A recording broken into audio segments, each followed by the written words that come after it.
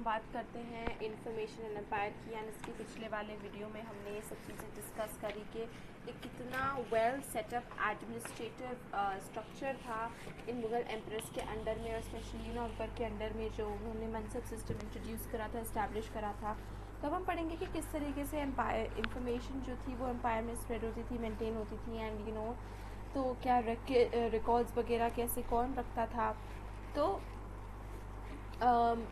जो कि मुग़ल एडमिनिस्ट्रेशन का एग्जैक्ट और डिटेल रिकॉर्ड्स रखना जो है एक बहुत बड़ी रिस्पॉन्सिबिलिटी होती थी। जो मीर बख्शी हमने पिछले वाले उसमें पढ़ा था, जो कि वो कोर्ट राइटर्स, जो कि राइटर्स होते थे जो कोर्ट में प्रेजेंट होते थे, जिनके बोलते थे वाक़िया नावीस। ये वाक़िया नावीस जो होते थे, वाक़िया नावीस, इनको ये लोग सुपरवाइज करते थे।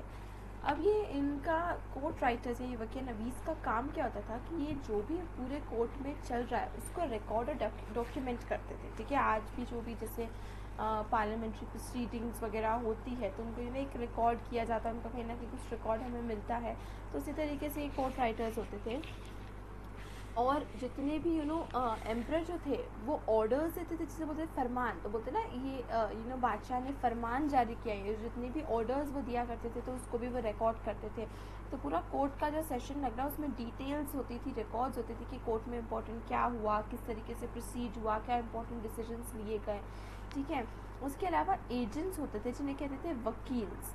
ठीक है, ये लोग क्या करते थे कि ये भी पूरा कोर्ट का जितना भी प्रोसीडिंग हो रहा है उसको पूरी तरीके से रिकॉर्ड करते थे। और उसका एक हेडिंग होती थी news from the exalted court, यानी कि अखबरत ई दरबारी मुआला। तो ये जो होती थी जिसमें कि date and time of court, जिसमें date and time of court session भी रिकॉर्ड किया जाता था पहर। तो कहने का मतलब ये है, जो वकील होते थे, जो वकील नवीस होते थे, पूरे कोर्ट में प्रेजेंट रहते थे, वो अपने अलर्ट रहते थे एंड सभी चीज़ों को अच्छे से रिकॉर्ड करते थे, सारे प्रोसीडिंग्स को रिकॉर्ड करते थे विद टाइम एंड डेट।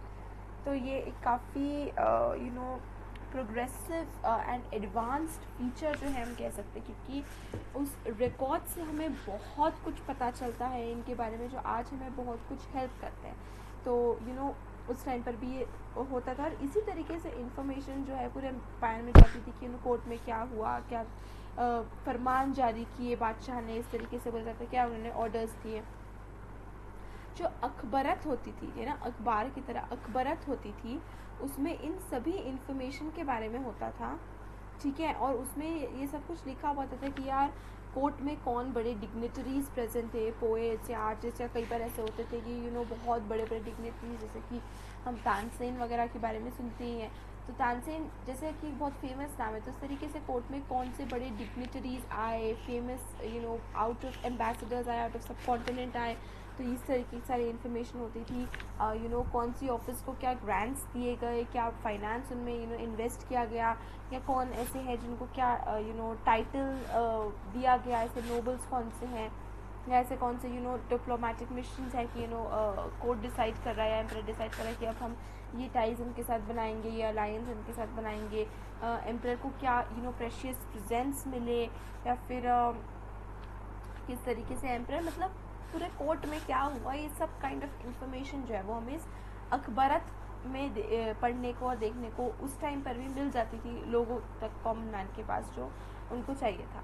तो ये इन्फॉर्मेशन तब भी इम्पोर्टेंट थी, और आज तो ये काफ़ी ज़्यादा इम्पोर्टेंट और इनवैल्यूएबल है, क्योंकि इससे ही तो हमें एम्परर के पब्लिक और प्राइवेट लाइफ्स के बारे में पता चलता है कि नोबल्स क्या थे, कैसे थे, कोर्ट्स में क्या होता था, किस तरीके से प्रोसीडिंग्स होती थी, है ना।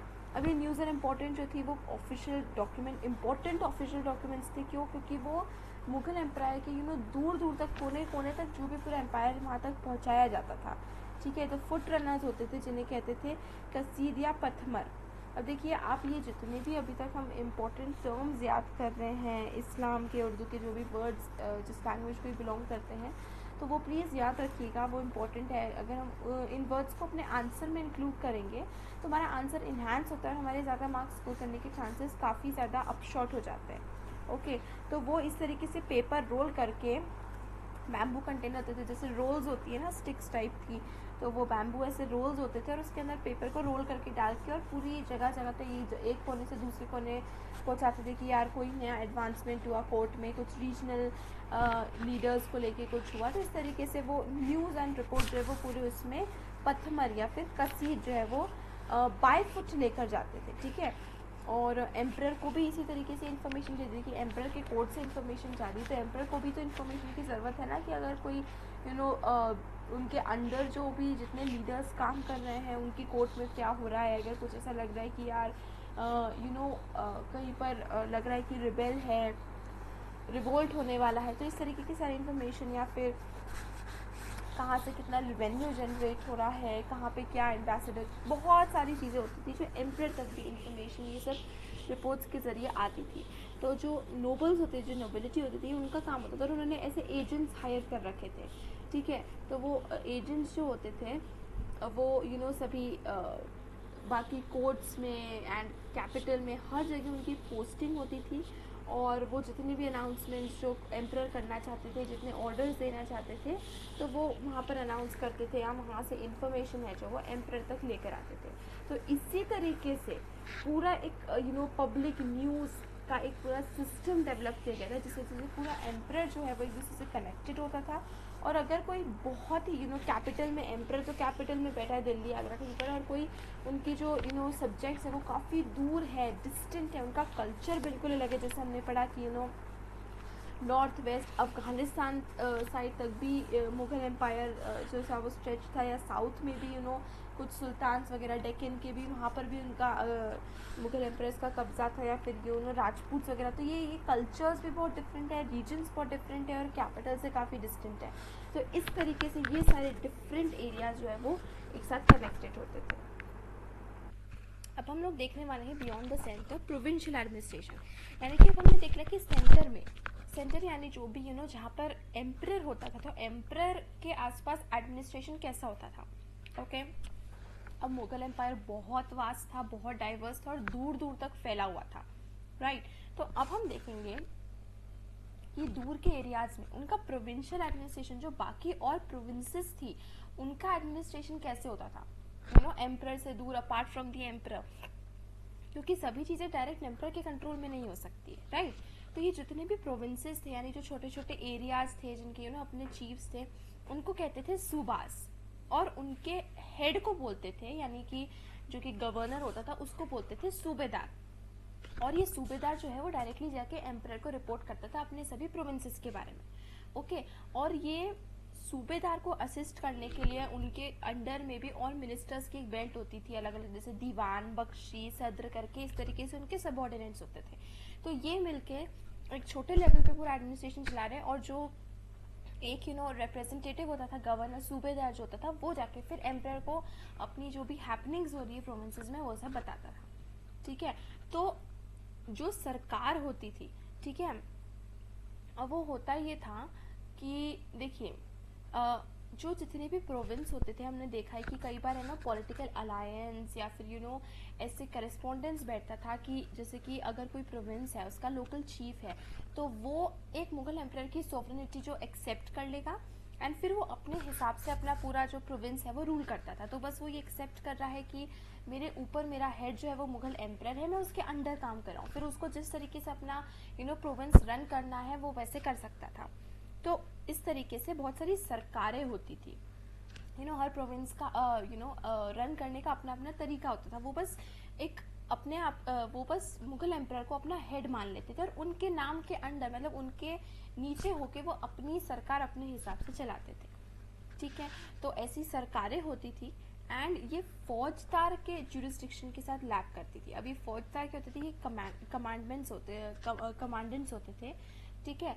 और इन कमांडेंट्स को, ये जो फौजदार, मतलब इनके पास बहुत सारे arms and weapons, heavy arms and weapons होते थे, और इनको एम्परर जो है वो अपॉइंट करता था, मतलब वो एक तरीके से एम्परर, वो मुगल एम्पायर की तरफ से होता था, और उसको एक चेक एंड बैलेंस वाला सिस्टम करिए कि चेक्स करने के लिए, कि ऐसा तो नहीं है कि गवर्नर मतलब प्रोविंस में कुछ एम्परर के खिलाफ चल रहा है और गवर्नर उनको आके कुछ और ही स्टोरी बनाया, तो चेक करना पड़ता है। तो वो एक एम्परर जो था वो एक अपना आदमी जो था, जिसको फौजदार जो था, उसको वहाँ पर एम्प्लॉय कर देते थे, और वो फिर इन सभी जगहों में वो उसका नज़र रखने का काम था कि गवर्नर या सूबेदार जो जाके एम्परर को बता रहा है, जो रिपोर्ट कर रहा है वो सही है एंड सब वेल एंड गुड चल रहा है कि नहीं, ठीक है। और जो लोकल एडमिनिस्ट्रेशन था वो लेवल ऑफ परगाना यानी सब डिस्ट्रिक्ट के उसमें, तो इस तरीके से बाय 3 सेमी हेरिडिटरी ऑफिसर्स, ठीक है। कौन से kanungo keeper of revenue records, chaudhari in charge of revenue collection and the qazi.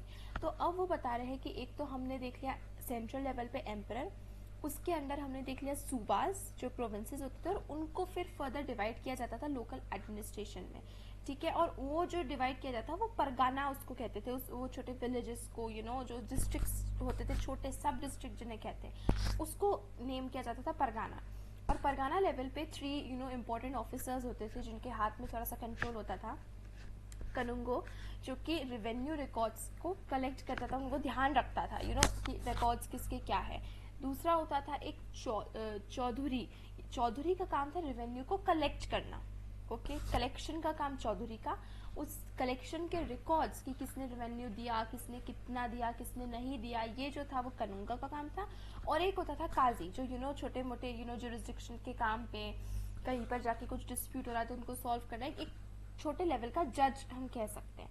तो ये 3 इम्पोर्टेंट जो थे, तो हम देख सकते हैं कि प्रॉपर एडमिनिस्ट्रेटिव स्ट्रक्चर था जो कि सब डिस्ट्रिक्ट लेवल तक एक्सटेंड होता था, ओके। यानी हर लेवल पे एक ऑफिसर एम्प्लॉय था, उसका काम डिफाइन था, और फिर वो अपने हेड को रिपोर्ट करेगा, वो जो है वो अपने सुपीरियर को रिपोर्ट करेगा, और इस तरीके से एम्परर तक पूरा एक ट्रायंगल जैसा स्ट्रक्चर फॉर्म हो जाता था, जिसका एम्परर जो था वो टॉप पर था, और उसके अंडर इस तरीके से जो है वो डिवाइड होते जा रहा है डिस्ट्रिक्ट, सब डिस्ट्रिक्ट, इस तरीके से, हर एक उसके लिए ऑफिसर है, ठीक है।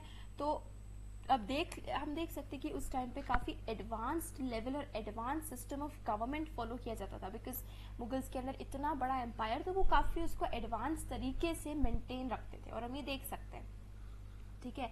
और जितने भी एडमिनिस्ट्रेशन के डिपार्टमेंट्स थे हमने जो पढ़े, काजी हो गया, चौधरी हो गया, तो इनके मतलब ये तो एक पर्सन था, इनके अंडर काम करने वाले बहुत सारे इनके सपोर्ट स्टाफ्स थे, जैसे मैसेंजर्स हो गए, अकाउंटेंट्स हो गए, ऑडिटर्स हो गए। तो ये जितने भी इनके अंडर काम करने वाले और इम्पोर्टेंट इनके लिए स्टाफ होते थे। तो इस तरीके से पूरी इंफॉर्मेशन जो है वो बहुत ही अच्छी तरीके से मेंटेन की जाती थी, रिकॉर्ड की जाती थी, कलेक्ट की जाती थी, और फिर वो एम्परर तक पहुंचाई जाती थी। तो एक एम्परर जो था इस तरीके से फंक्शन करता था, और इस सिस्टम के बाद ही ये पॉसिबल था कि इतना बड़ा एम्पायर जो है वो एक एम्परर इतने डाइवर्स एरिया के साथ उसको मेंटेन कर सके। यहाँ पर हम क्विकली बस इनको हाईलाइट कर रहे हैं जो इम्पोर्टेंट टर्म्स है, क्योंकि ये टर्म्स का आपके एग्जाम में यूज़ करना बहुत ही ज़रूरी है। सो प्लीज़ इन टर्म्स को निगलेक्ट ना करें, लर्न करें, और इनको अगर हम एग्ज़ाम में आंसर्स में यूज़ करते हैं तो हमारा आंसर जो है वो ज़्यादा बेटर हो जाता है एंड एकदम कैची हो जाता है, मतलब क्विकली देखते से ही समझ आ जाता है कि यू नो दैट, ओके। अब हमने ये इंपॉर्टेंट टर्म्स यहाँ पर हाईलाइट कर लिए हैं। तो हमने ये भी देख लिया कि उनके अंडर काम करने वाले बहुत सारे स्टाफ होते थे, कोई रिकॉर्ड कलेक्ट कर रहा है, कीपर है, अकाउंटेंट है, ये हम आज भी बहुत ही कॉमन एक स्ट्रक्चर जो है वो आज भी देखने को हमें मिलता है, ठीक है। मैनेजर होते हैं, मैनेजर के अंदर काम करने वाले एम्प्लॉयज़ होते हैं, उनके अंदर काम करने वाले उनके हेल्पर, क्लर्क्स, पियोन्स वगैरह, ये सब लोग होते हैं, ठीक है। तो ये जो मुगल क्रॉनिकल्स में हमें देखने को मिलता है कि पूरा काम जो है वो एम्परर और उसकी जो जहाँ पर भी उनका कोर्ट लग रहा है, यानी कि ये जो दीवानी का आजवानी आम जो उनका दरबार लग रहा है, पूरा एडमिनिस्ट्रेशन जो है वो वहीं से कंट्रोल होता था, ओके। और मतलब पूरे हमने जो ये परगाना सब डिस्ट्रिक्ट लेवल तक जितना भी एडमिनिस्ट्रेशन पढ़ा, ये पूरा किसके अंडर था, वो मुगल कोर्ट के अंदर में। तो एपी सेंटर जो एक्सिस मंडी हो गया वो है मुगल कोर्ट, एंड उसके अंडर में जो है ये सभी चीज़ें ऑपरेट कर रही है, ठीक है।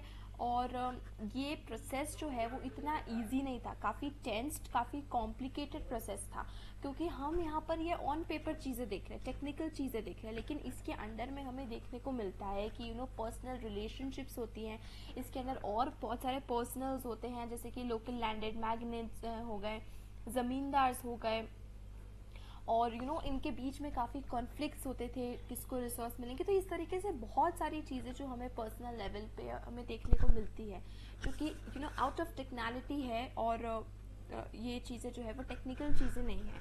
तो एक सिस्टम तो हमें बहुत अच्छा देखने को मिलता है, but things were not as smooth. हर इस प्रोसेस में भी काफ़ी टेंशन्स थे, कॉम्प्लिकेशंस थे, कॉन्फ्लिक्ट्स थे, बट स्टिल अगर हम देखें अपने व्यू से तो it was a very well maintained system. बहुत ही कॉम्प्लेक्स स्ट्रक्चर था और डेवलप्ड एंड डिवाइस्ड स्ट्रक्चर था।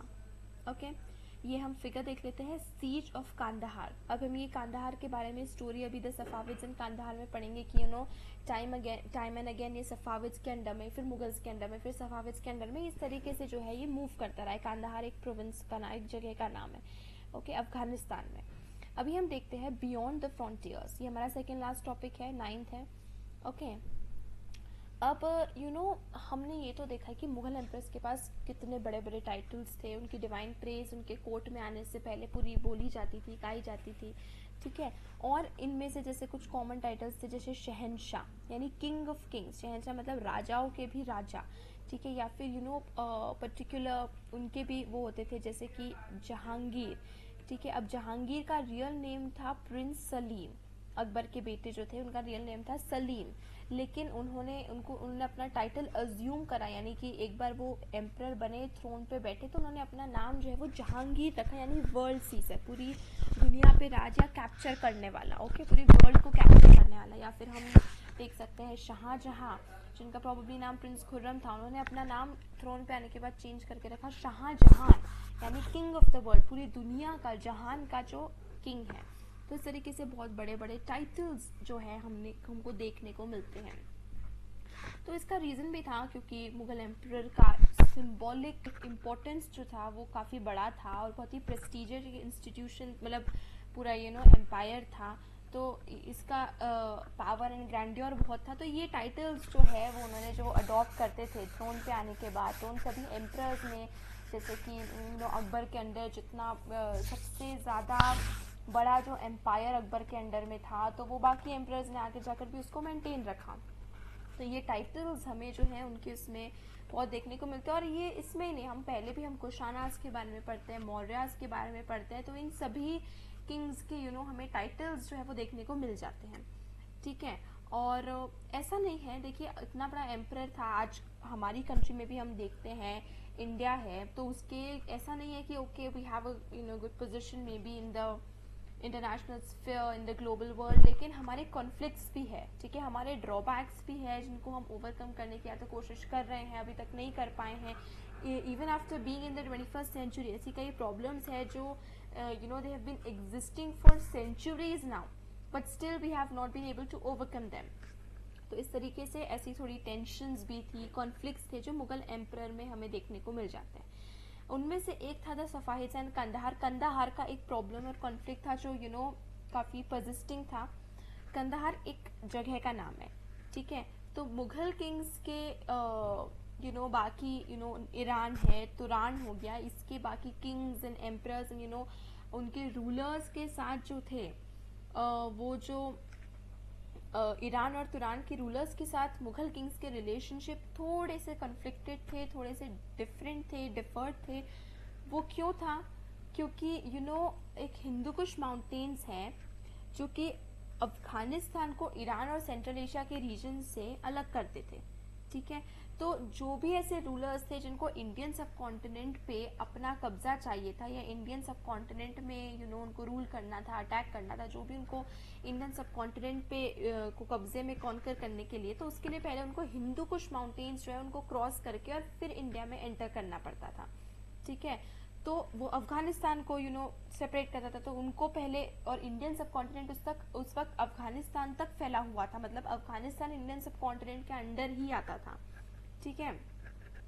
तो ये मुगल किंग्स का एक बहुत ही कंटिन्यूस पॉलिसी, क्योंकि हिंदू कुश माउंटेन से पास करते हुए बहुत सारे कॉन्करर्स इंडियन सब कॉन्टिनेंट में एंटर करने की कोशिश करते रहे बहुत लंबे टाइम तक मुगल एम्परर्स के अंडर। तो ये उनका एक कांस्टेंट प्रॉब्लम था मुगल एम्परर्स का, उनको कॉन्स्टेंटली इसके लिए वरी करना पड़ता था और वो डेंजर जो है वो बना रहता था, ठीक है।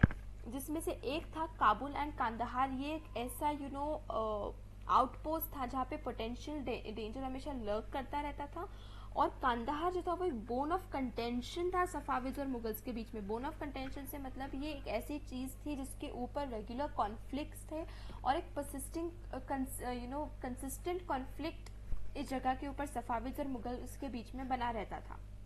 जैसे कि अगर हम देखें तो मे भी हमारे यूँ तो जैसे नेपाल हो गया, बांग्लादेश हो गया, उनके साथ हमारे रिलेशंस अच्छे हैं, लेकिन कोई ना कोई ऐसी चीज़ है, कुछ एरिया है जिसको लेकर हमारे उन कंट्रीज़ के बीच में कोई ना कोई कॉन्फ्लिक्ट बना हुआ है। कोई एरिया हो गया जो अभी तक डिस्प्यूटेड है कि वो किसके अंडर में आता है। तो इस तरीके से कांदाहार एक बोन ऑफ कंटेंशन था। ठीक है, ये फोर्ट्रेस टाउन था, इसमें फोर्टिफाइड था, फोर्ट थे, और ये सबसे पहले इनिशियली जो था वो हुमायूं के अंडर में था। ठीक है, और इसको रिकॉन्कर करा था, मतलब ये हुमायूं के अंडर में था और फिर उसके बाद ये सफाविद्स के अंडर में चला गया। 1595 में इसको अकबर ने वापस से कॉन्कर कर लिया। ठीक है, तो ये जो सफाविद कोर्ट था, इसके भले मुगल्स के साथ रिलेशंस तो थे डिप्लोमेटिक। आज भी हम देखते हैं कि हमारे साथ, हमारे यूएस के साथ अच्छे रिलेशंस हैं या रशिया के साथ अच्छे रिलेशंस हैं, लेकिन कुछ पॉइंट्स ऐसे हैं जहाँ पर कॉन्फ्लिक्ट है। एकदम हम ऐसे नहीं कह सकते 100% कोई प्रॉब्लम नहीं है, प्रॉब्लमैटिक एरियाज हैं, लेकिन उसके बाद भी हम डिप्लोमेटिक रिलेशंस मेंटेन किए हुए हैं उन रीजन्स के साथ या उन कंट्रीज के साथ। तो उसी तरीके से सफाविद एंड मुगल्स के रिलेशंस तो थे, diplomatic relations they were good, but ये कंदहार को लेकर थोड़ी सी कॉन्फ्लिक्ट और प्रॉब्लम्स चलती रहती थी। ठीक है, 1613 में जहांगीर ने एक डिप्लोमेटिक एनवॉय भेजा, मतलब शाह अब्बास के कोर्ट में, जिससे कि वो कंदहार को वापस अपने अंडर ले सके। तो हम आज भी देख सकते हैं पाकिस्तान, कश्मीर कॉन्फ्लिक्टेड एरिया, और कई बार डिप्लोमेटिक एनवॉय बातचीत के जरिए अगर विदाउट वायलेंस ये इशू सॉल्व हो जाए। तो इस तरीके से जहांगीर ने एक एनवॉय भेजा था शाह अब्बास के कोर्ट में 1630 को रिक्वेस्ट करने के लिए कि कांदाहार को वापस हमारे अंडर में लेने दीजिए, because initially it was under Humayun. Okay, initially वो मुगल्स के अंडर में था, फिर सफाविद से उसको कॉन्कर किया, बट इट फेल्ड। वो शाह अब्बास ने उस चीज़ को नहीं मानी एंड कंदहार को उन्होंने नहीं सबमिट किया। 1622 के विंटर में एक पर्शियन आर्मी ने आके कांदाहार के ऊपर बेसीज के लिए उसके ऊपर कंट्रोल कर लिया। तो मुगल जो थे, जो प्रिपेयर्ड अच्छे से नहीं थे, पर्शियन आर्मी उनसे ज़्यादा स्ट्रॉन्ग थी, और पर्शियन आर्मी ने आकर मुगल आर्मी को डिफीट कर दिया, और जो सफाविद्स हैं उनको कांदाहार वापस से सबमिट करना पड़ा। तो इस तरीके से कांदाहार की एक स्टोरी है कि वो हमेशा से एक प्रॉब्लमैटिक चीज़ रही है मुगल्स के अंडर। हुमायूं के इसमें था, फिर अकबर के टाइम पे प्रॉब्लमैटिक रहा, फिर जहांगीर के टाइम पे प्रॉब्लमैटिक रहा, तो लंबे समय तक इसके ऊपर लेकर प्रॉब्लम रही है। ये फिगर डिस्कस करते हैं जहांगीर स्ट्रीम, बहुत ही इंपॉर्टेंट पेंटिंग है, और इस पेंटिंग को पेंट किया है अबुल हसन ने। ओके, इसके पहले आई एम सॉरी अगेन, मैं यहाँ पर इम्पोर्टेंट पॉइंट्स को हाईलाइट करना भूल गई हूँ। यहाँ पे इम्पोर्टेंट पॉइंट्स है ईरान एंड तुरान, जो हमें याद रखने की जगह है, हिंदू कुश माउंटेन्स हैं, देन उसके बाद कांदाहार है, सफाविद्स है जिसके बीच में कॉन्फ्लिक्ट्स थे, फिर यहाँ पर आ गया हुमायूं के अंडर में था, फिर अकबर ने उसको रिकॉन्कर करा 1595 में, फिर उसके बाद 1613 में जहांगीर ने शाह अब्बास के कोर्ट में एक डिप्लोमेटिक एनवॉय भेजा, एंड इम्पॉर्टेंट है विंटर ऑफ 1622 में आके पर्शियन आर्मी ने बिसीज्ड कांदाहार। ठीक है, मुगल्स फेल्ड। अब हम इसके ऊपर आते हैं, Jahangir dream was painted by Abul Hasan. ठीक है, इसमें हमें देखने को मिलता है जहांगीर के एक सपने के बारे में जो जहांगीर ने देखा था, और फिर उन्होंने आकर अबुल हसन को उसके बारे में बताया, फिर अबुल हसन ने जो है उसके ऊपर एक पेंटिंग बनाई। ठीक है, तो जहांगीर ने अबुल हसन को ये कमीशन करने के लिए दी थी पेंटिंग, जो जहांगीर का एक ड्रीम था जो उन्होंने देखा था रिसेंटली। ठीक है, इसमें दो रूलर्स देखने को मिलते हैं, Jahangir and Shah Abbas. Safavid ruler हमने देखा था कि 1613 में जहांगीर ने एक डिप्लोमेटिक इन्वॉय भेजा था शाह अब्बास के कोर्ट में कांदाहार को रिटेन करने के लिए। ये एक फेंड्री एम्ब्रेस में है, अपने ट्रेडिशनल कॉस्ट्यूम्स में है। आई एम सॉरी, ये फिगर यहाँ क्लियर नहीं है, आई ट्राई इसको री डाउनलोड करने की कोशिश की अलग अलग साइट से, बट वो क्लियर मुझे अपडेट नहीं हो पाया है। तो आप अपनी बुक में या ऑनलाइन दूसरे सोर्स में ये पेंटिंग क्लियरली अवेलेबल आपको बहुत ईजिली मिल जाएगी। ठीक है, अब देखिए इसमें जो है एक बहुत इम्पॉर्टेंट चीज़ हमें देखने को मिलती है। इसमें पहली बात तो फिगर जो शाह अब्बास का है वो बिशनदास के अकाउंट्स के ऊपर है, और बिशनदास जो थे उन्होंने ईरान की एम्बेसी में 1613 में Mughal embassy accompanied the Mughal embassy to Iran गए थे बिशनदास, और उनको जितना रिकॉल हो पाया उन्होंने जिस तरीके से शाह अब्बास का फिगर देखा तो उसके अकाउंट पे ये अबुल हसन ने पेंट की है। इसमें एक बहुत इम्पोर्टेंट एक बहुत ही अलग तरीके से मैसेज होती है। सबसे पहली बात आप देख सकते हैं ये दोनों जो है एक ग्लोब के ऊपर खड़े हैं, ठीक है। ग्लोब से मतलब है कि ruler of the world. Jahangir इसमें ये देखिए यहाँ पर आपको देखने को मिल सकता है, जहांगीर जो है वो एक लायन के ऊपर खड़े हैं, जहांगीर जो है एक लायन के ऊपर खड़े हैं और शाह अब्बास एक लैम्ब के ऊपर खड़े हैं। देखिए लैम्ब और लायन का यहाँ पर सिंबॉलिक इम्पोर्टेंस ये है कि लैम्ब मतलब वीकनेस एंड लायन मतलब स्ट्रेंथ, ठीक है, पहली चीज तो ये। दूसरी चीज शाह अब्बास के आप फिगर को देखेंगे तो वो झुका हुआ है और मुगल एम्परर से उनकी हाइट जो है वो छोटी है, नीचे है, तो ये अगेन सिंबॉलिक है स्ट्रेंथ एंड वीकनेस का। तो यहाँ पर हमें इससे ये पता चलता है कि लैम्ब से और उनके झुके हुए फिगर, छोटे फिगर से, कि शाह अब्बास को, क्योंकि ये अबुल हसन की जहांगीर ने पेंटिंग को कमीशन करी थी, तो इसका मतलब वो शाह अब्बास को एक वीक रूलर बता रहे हैं कि जहांगीर जो है उन्होंने फ्रेंडली एम्ब्रेस से, मतलब अपनी पावर से उन्होंने शाह अब्बास जो उनके एक राइवल थे, पॉलिटिकल राइवल थे, उनको भी डिफेंड कर दिया है। जहांगीर एक सुपीरियर एम्परर बन चुके हैं, या फिर उन्होंने उसको कंट्रोल कर लिया है कांदाहार को। इस तरीके से यहाँ पर डिपिक्ट करने की कोशिश की गई है कि जहांगीर को सुपीरियर बता के शाह अब्बास को छोटा बनाया, ठीक है। और यहाँ पे इम्पोर्टेंट हम देख सकते हैं कि सन एंड मून यहाँ पे पीछे ड्रॉ हमें करते हुए दिखते हैं। ये देखिए, ये मून है और ये सन है, तो इसका मतलब सन एंड मून भी उनके पीछे हमें एक हैलो टाइप यहाँ पर फिगर देखने को मिल रहा है। सन एंड मून का एंजल्स देखने को मिल रही है, मतलब ये डिवाइन विल इसमें यहाँ पर उनका रोल प्ले करते हुए दिख गया है। और सन एंड मून एंड पीछे का हैलो और ये सब चीज़ें मिलकर इस पूरी पेंटिंग को एक सिंबॉलिक, इम्पोर्टेंट सिंबॉलिक मीनिंग देखती है। तो आप कोशिश कीजिए कि जब आप ये फिगर्स के बारे में लिखते हैं या पढ़ते हैं तो इसके लिटरल रिप्रेजेंटेशन से जो दिखाया गया कि सिर्फ फिगर या ये जो क्रीचर्स दिखाए गए, इसके अलावा आप देखिए कि इनका मीनिंग क्या है, इनका सिंबॉलिक रिप्रेजेंटेशन क्या है।